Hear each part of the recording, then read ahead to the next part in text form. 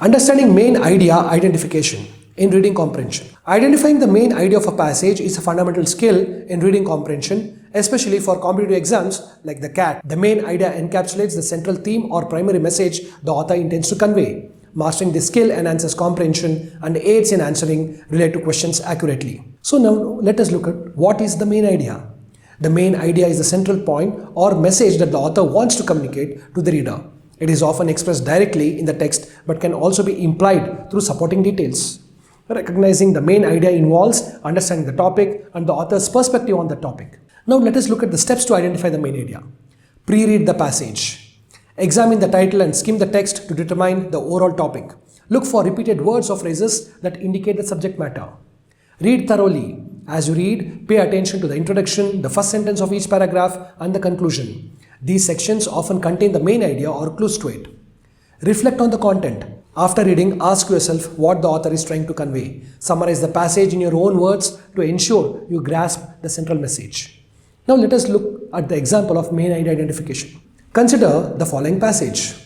The passage goes like this. To many parents, the infant's crying may be mainly an irritation, especially if it continues for long periods. But crying serves important functions for the child as well as for the parents. For the child, crying helps improve lung capacity and the respiratory system. Perhaps more important, the cry serves as a signal of distress. When babies cry, they indicate that they are hungry or in pain, and this is important information for parents. So now the topic is infant crying. Main idea is crying serves important functions for both the child and the parents, including improving lung capacity and signaling distress. Now let us look at the common challenges in identifying the main idea. Firstly, implied main ideas. Sometimes the main idea is not directly stated but implied through supporting details. In such cases, look for repeated themes or concepts that the author emphasizes. Complex passages. In longer or more complex texts, the main idea may be spread across multiple paragraphs. In such cases, look for repeated themes or concepts that the author emphasizes. Practice and application is very much important. Regular practice is essential to enhance your ability to identify main ideas. Engage with diverse reading materials such as articles, essays, and passages from previous exams to develop this skill. You can also refer reputed websites and other e-resources. Mastering the identification of the main idea is crucial for effective reading comprehension, particularly in exams like CAT, GMAT, GRE. You can enhance your ability to discern the central message of any passage through regular practice. By systematically applying the steps outlined above and engaging in regular practice, you can enhance your ability to discern the central message of any passage. Understanding inference making. Drawing conclusions from implicit information. Inference making is the cognitive process of drawing conclusions based on available information, even when such conclusions are not explicitly stated. This skill is fundamental in reading comprehension, critical thinking, and daily decision making. By connecting dots between known facts and implied details, individuals can derive deeper meanings and anticipate outcomes. The role of inference in reading comprehension. In reading, inference allows readers to understand underlying themes, character, motivations, and plot developments that are not directly mentioned. This ability enhances comprehension and engagement with the text. For instance, consider this following passage. Sarah glanced at the clock, grabbed her coat, and rushed out the door. While the text does not explicitly state why Sarah is hurrying, readers can infer that she is late for an appointment or event. This inference is drawn from contextual clues such as the time reference, that is, glanced at the clock, and her actions, grabbed her coat, and rushed out of the door. Such inferences are essential for a comprehensive understanding of the narrative. Now let us look at the types of inferences. Firstly, logical inferences. These are conclusions drawn from the logical relationships between statements. For example, if all mammals are warm-blooded and a whale is a mammal, one can logically infer that a whale is warm-blooded. Bridge inferences. These connect different parts of a text to maintain coherence. For instance, in the sentences, Mary poured the water on the bonfire. The fire went out. Readers infer that pouring water extinguished the fire. Elaborative inferences. These involve adding information not explicitly stated but implied by the text. For example, if a character is described as wearing a heavy coat and shivering, readers might infer that the weather is cold. Now let us look at the examples of inference making. Johnny carried a jug of water. He tripped on a step. Mom gave him a mop. Readers can infer that Johnny spilled the water when he tripped, prompting his mom to provide a mop. Second example, Bobby was busy with his bucket and spade. The sand castle was nearly complete. Then a huge wave crashed onto the shore. On seeing that his day's work had been ruined, Bobby started to cry. It's inferred that the wave destroyed Bobby's sandcastle, leading to his distress. Now let us look at the importance of inference making. Developing strong inference skills is crucial for enhanced reading comprehension. It enables readers to grasp deeper meanings and nuances in text.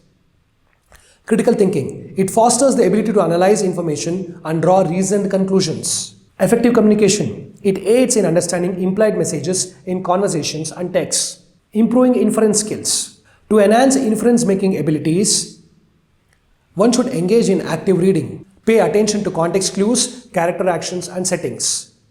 Practice with diverse texts. Expose yourself to various genres and subjects to build a broader knowledge base. Discuss and reflect. Engage in discussions about readings to explore different interpretations and perspectives. Understanding tone and style in writing. Tone and style are fundamental elements that shape how a piece of writing communicates with its audience. They influence the reader's perception and emotional response to the text. While closely related, tone and style serve distinct functions in literature and other forms of writing. Defining tone and style. Tone. This refers to the author's attitude towards the subject matter or the audience. It is conveyed through word choice, sentence structure, and literary devices. For example, a sarcastic tone might use irony and exaggerated statements to convey contempt or mockery. Style. This encompasses the author's unique way of expressing ideas, including diction, that is word choice, syntax, that is sentence structure, figurative language, and literary devices. Style reflects the author's personality and can be formal, informal, descriptive, concise, or elaborate. Analyzing tone and style, a step-by-step approach. Firstly, identify word choice, that is diction.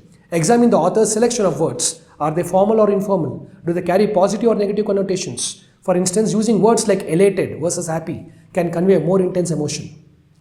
Examine sentence structure, that is syntax. Look at how sentences are constructed. Are they short or indirect or long and complex? The use of short sentences can create a brisk, urgent tone, while longer sentences might convey a more reflective or descriptive style. Observe figurative language. Identify metaphors, similes, personifications, and other figures of speech. These elements can add depth and convey the author's attitude in a nuanced way. Consider literary devices. Look for the use of irony, symbolism, alliteration, and other stylistic devices. These can enhance the tone and contribute to the overall style of the writing. Now let us look at the examples of tone and style. In Charles Dickens' A Tale of Two Cities, the opening line says, "It was the best of times, it was the worst of times," uses parallel structure and antitheses to convey a serious and reflective tone, setting the stage for the novel's exploration of contrasts. Example 2, in Mark Twain's The Adventures of Huckleberry Finn, the use of colloquial language and regional dialects reflects a casual and conversational style, contributing to the novel's humorous and satirical tone. Tone and style are very much important. Understanding tone and style is crucial for both writers and readers. For writers, it aids in effectively conveying their intended message and connecting with the audience. For readers, it enhances comprehension and allows for a deeper appreciation of the text. Recognizing the interplay between tone and style can lead to a more nuanced understanding of literature and other written works. Tone and style are integral components of writing that work together to shape the reader's experience. By analyzing these elements, one can gain insight into the author's purpose, attitude, and the emotional impact of the work. Whether in literature, journalism, or everyday communication, the mastery of tone and style is essential for effective expression and interpretation.